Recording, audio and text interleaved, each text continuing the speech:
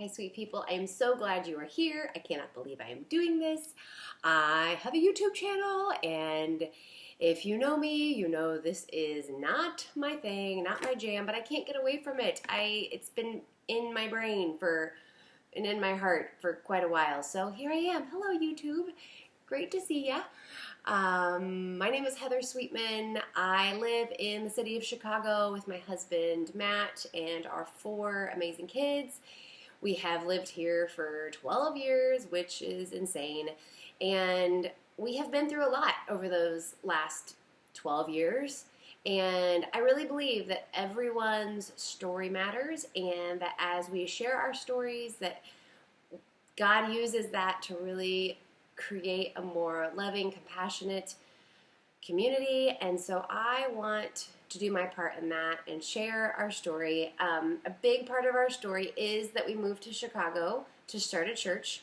Crazy, I know.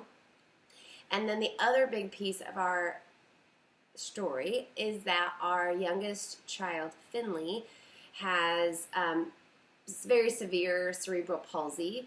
And so there has been a lot in the last 12 years. She is going to turn 7 on April 11th. I can't believe it.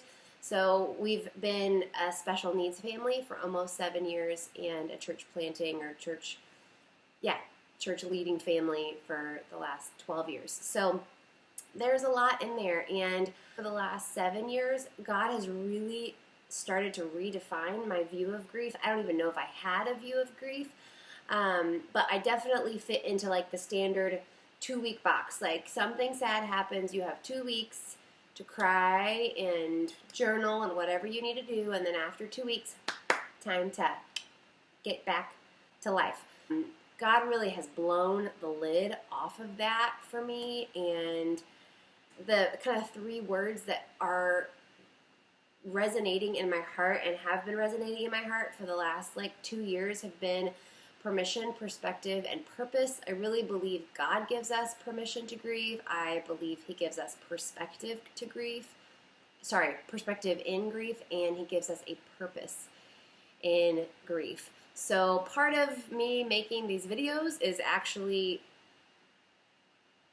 doing what I feel like God has called me to do as far as purpose in grief. If there is one person who is helped by these videos, then that is good for me. When we found out that Finley had cerebral palsy, my prayer was like, God, I don't know if I can do this, but if this is what life is going to be like, please give me a purpose in this pain. And there were many years where I couldn't even think about, I just was trying to get through the day to day, and still can have days like that. But I am in a season where I feel equipped to push through that pain, to help other people, and so here I am. If this sounds like something that is going to be helpful to you or helpful to somebody else, please subscribe. Even though I have only made 1 video at this point, please subscribe, hit the like button, share it with someone you think would be helped by it, and that would be amazing. So this first video, I just want to tell you a little bit about the journey I've been on. It's going to be a drop in the bucket. I really believe that grief can be used for terrible things in our hearts, and it can be used for beautiful things in our hearts.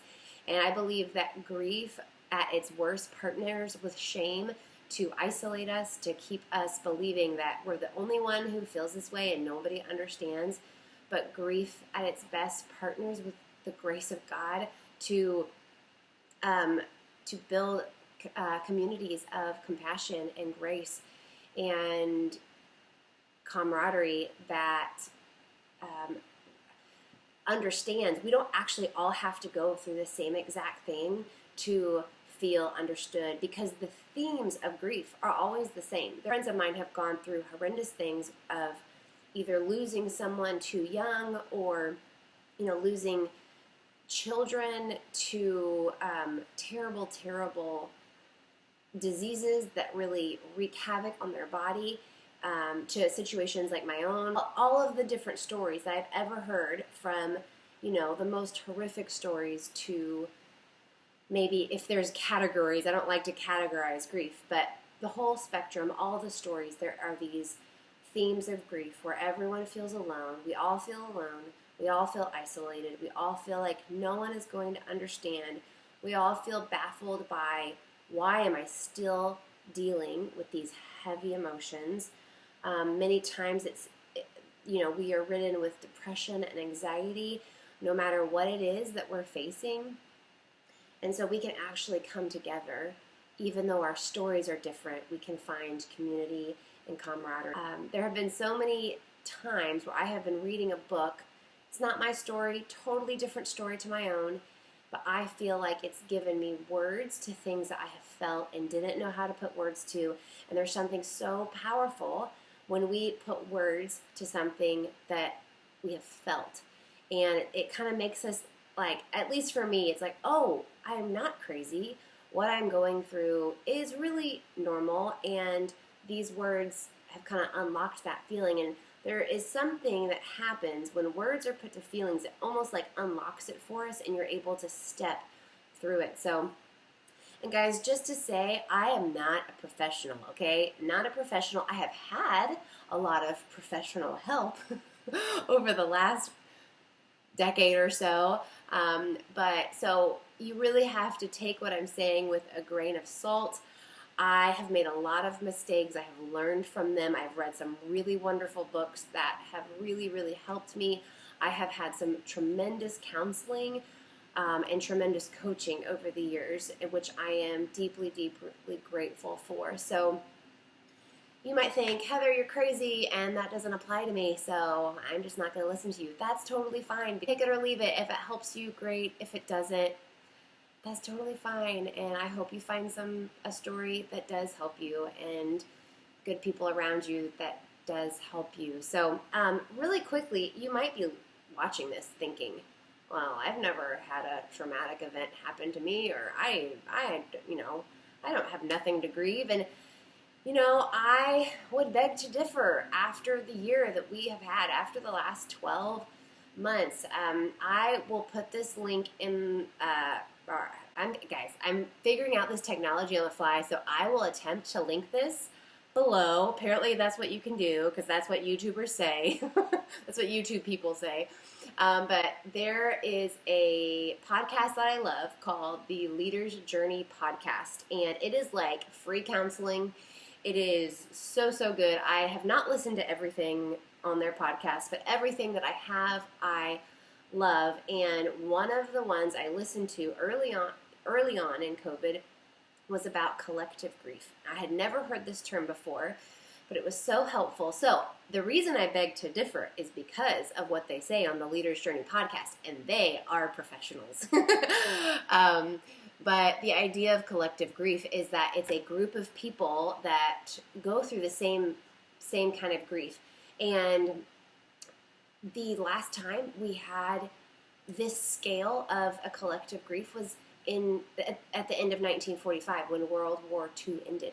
So World War II was the last time that we, as a world, went through something so similar. You can obviously have it on a smaller scale, family, a community that has been devastated by a hurricane, 9/11, these bigger events. But the idea of collective grief is that everybody's going through it, and we're all trying to find our way.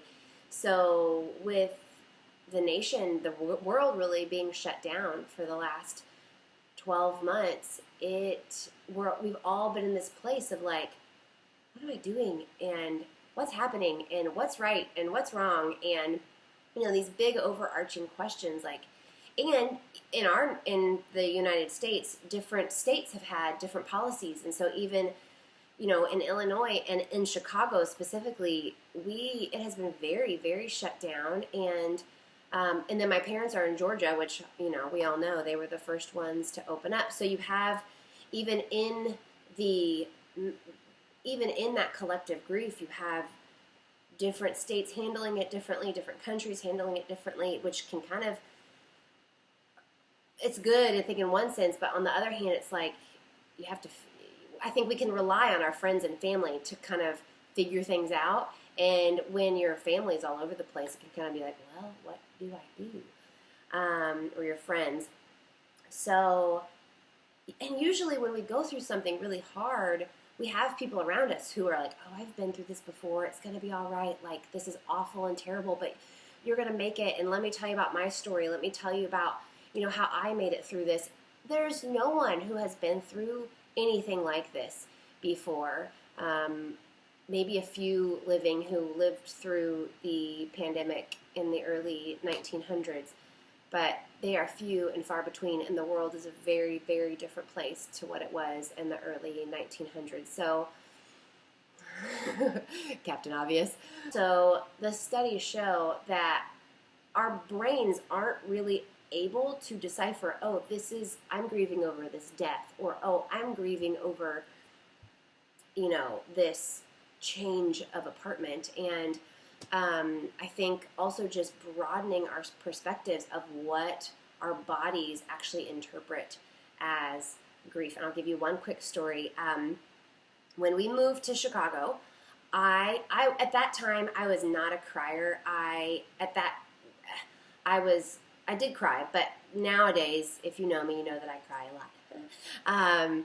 But I cried every single day for the first 6 months we lived in Chicago. And I was thinking, what is wrong with me? We are doing the very thing that I feel, and I know God has called us to do. Why am I having such a hard time?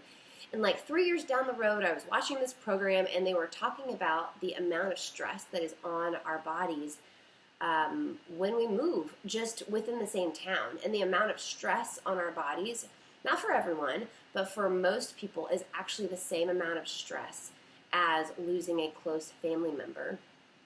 So, and as soon as they said it, I was like, that is why I felt like a crazy person. Not only had I moved, I didn't just move across town, I moved to a new state, into a new city, with new people who I never met before, and I cried every day for 6 months. And our bodies, the stress comes out somehow, guys, and that's how my stress and my grief was coming out. So just kind of pay attention. I just, maybe if you're going to be a regular, I don't know if that's going to even be a thing. Who knows? I mean, this is just good for me to make this content and put it out there because it's telling my story through God's perspective, and that is good for my soul and my heart and my mind and my body.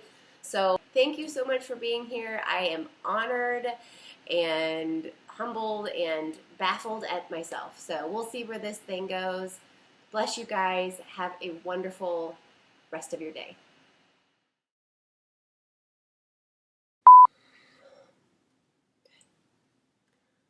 Ugh. Okay.